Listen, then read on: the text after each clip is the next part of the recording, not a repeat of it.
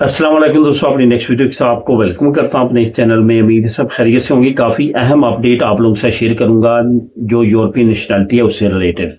जैसा कि दोस्तों आप जानते हैं कि ज़्यादातर इस वक्त शेंजन स्टेट्स और यूरोपीय यूनियन में राइट विंग्स पार्टीज की हुकूमतें आ चुकी हैं। जर्मनी से लेके ऑस्ट्रिया, इटली से लेके हॉलैंड, हॉलैंड से डेनमार्क, स्वीडन, नॉर्वे, पुर्तगाल, ये तमाम वो ममालिक हैं जहां पे राइट विंग्स पार्टीज की हुकूमत है। और बाकी जो ममालिक हैं जैसे पोलैंड हुआ, ग्रीस हुआ, लटविया हुआ, ये शेंजन स्टेट्स हैं, यहाँ पे भी राइट विंग्स पार्टीज की हुकूमतें आ चुकी हैं। इस तमाम सिचुएशन में तमाम यूरोपीय यूनियन पे इस वक्त जो कब्जा है वो राइट विंग्स पार्टीज का है। और राइट विंग्स पार्टीज क्या चाहती हैं कि यहाँ पे इमिग्रेंट्स को बिल्कुल भी दाखिल ना होने दिया जाए, इनको बिल्कुल भी सहूलतें ना दी जाएं, इनको बिल्कुल भी रेजिडेंट कार्ड और नेशनलिटी ना दी जाए। यही वजह है इटली से लेके यूरोपीय यूनियन तक कुछ ऐसे कवानीन सामने आ रहे हैं जिससे ये अंदाजा लगाना मुश्किल नहीं है कि आने वाले वक्त में ये डिफरेंट शेंजन स्टेट जो है यहाँ पे नेशनलिटी लेना इतना ज्यादा आसान नहीं होगा। अभी जो चार कवानीन की बात की जा रही है, जिसने इटली ने तो फौरन कहा है कि हम इस पे इम्प्लीमेंट करने जा रहे हैं, बाकी शेंजन स्टेट्स, बाकी यूरोपीय यूनियन के मालिक भी इस पे इम्प्लीमेंट करने के मजाज होंगे। यूरोपीय यूनियन के इस कानून के मुताबिक चार चीजें ऐसी हैं, चार कानून ऐसे हैं जो हर इमिग्रेंट को पूरे करने हैं। चार रिक्वायरमेंट इसको समझ लें, जो कि आप रिक्वायरमेंट्स पूरी करेंगे तो तभी आप जो है वो यूरोपीय यूनियन के किसी भी मुल्क में जो है वो नेशनलिटी अप्लाई करके ले सकेंगे। अब ये चार शराइत कौन सी हैं, इस पे मैं वन बाय वन बात करूंगा। इससे पहले आपको ये बताता चलूं कि काफी ज्यादा आने वाले वक्त में कवानीन सख्त होंगे। यही वजह है कि मैं 12 मरतबा वीडियो में बता चुका हूं कि जिन लोगों के टाइम पूरे हो चुके हैं, जिन लोगों की रिक्वायरमेंट्स पूरी हो चुकी हैं, वो लाजमी तौर पे अपने पासपोर्ट की तरफ, अपनी नेशनलिटी की तरफ, अपने लीगल प्रोसेस की तरफ ज्यादा तवज्जो दें। आने वाले वक्त में हालात काफी ज्यादा खराब हो सकते हैं। तो दोस्तों बात करते हैं उन चार निकात की जो कि इम्प्लीमेंट होंगे। अगर इनमें से कोई भी एक निकात आपने फुलफिल ना किया तो आप किसी भी यूरोपीय मुल्क में नेशनलिटी अप्लाई नहीं कर सकेंगे, ख्वाब जितनी ज्यादा अरसा वहां पे रहे हैं। सबसे पहले तो एक चीज बहुत अहम कही गई है इमिग्रेंट्स के लिए, वो है 10 साल का अरसा। असल में जो यूरोपीय यूनियन के अलावा इटली और बाकी जो सख्त गिर राइट विंग्स पार्टीज की हुकूमतें हैं, वो चाहती थी कि 10 साल का जो टाइम पीरियड है इसको बढ़ा के 15 साल कर दिया जाए। लेकिन बहरहाल यूरोपीय यूनियन ने ऐसा नहीं होने दिया, 10 साल टाइम ही रखा है। 10 साल आपका लीगल टाइम लाजमी तौर पर गुजरना चाहिए अगर आप किसी भी मुल्क की, बाशमूल स्पेन की, नेशनलिटी अप्लाई करते हैं।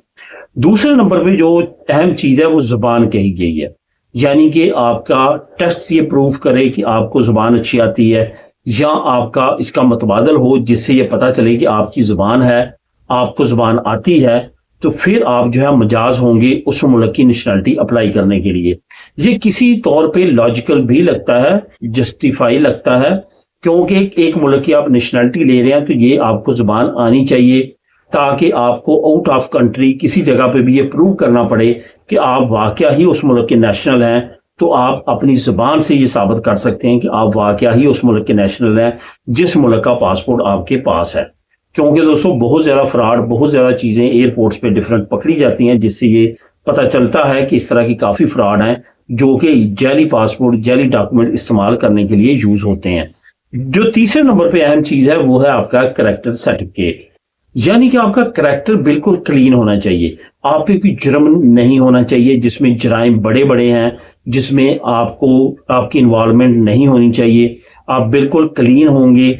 आप कोई भी लड़ाई झगड़े में, कोई चोरी डकैती में, कोई आप जो है वो जिनसी तशद्दुद वगैरह में या किसी ऐसे जुर्म में कोई भी ऐसा कोई आप पे केस ना हो जो बड़े जुराइम में आता है, तो फिर आप जो है वो एलिजिबल होंगे। यहाँ पे मैं ये बताता चलूं कि डोमेस्टिक वायलेंस जो है वो भी आपकी राह में रुकावट होगा। वो ना सिर्फ आपको नेशनलिटी से रोकेगा बल्कि आपका लीगल स्टेटस जो है वो भी दांव पे लग सकता है। इस वजह से डोमेस्टिक वायलेंस जो है, घरेलू तशद्दुद वगैरह, वो बिल्कुल भी आप पे केस नहीं होना चाहिए, वरना आपका जो है बड़ा मसला बन सकता है।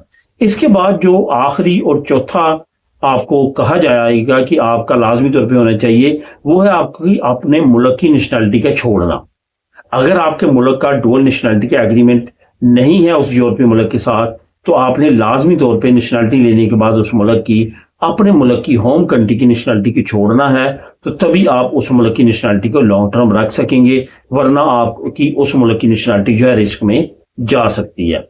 अब दोस्तों बात करते हैं एक अहम चीज की जो आपने लाजमी तौर पे जहन में रखनी है कि ये सारी की सारी रिक्वायरमेंट जो है ये आपने पूरी करनी है। इसके साथ साथ जो मैं चीज पहले भी बता चुका हूं वो ये है कि आपने टाइम जाया नहीं करना। जिन लोगों की रिक्वायरमेंट्स पूरी हैं, जिनका टाइम पूरा है, उनको एज सून एज अर्ली अपने डॉक्यूमेंट कंप्लीट करके इस अपॉर्चुनिटी से फायदा उठाना चाहिए, नेशनलिटी अप्लाई करनी चाहिए। क्योंकि कल का किसी को इल्म नहीं है, कल कोई भी नया कानून, टफ कानून आ सकता है। तो दोस्तों ये थी अहम अपडेट नेशनलिटी कवानीन जो कि यूरोपीय यूनियन में लागू होने वाले हैं, उससे रिलेटेड। मिले नेक्स्ट वीडियो में नई अपडेट के साथ। अल्लाह हाफिज।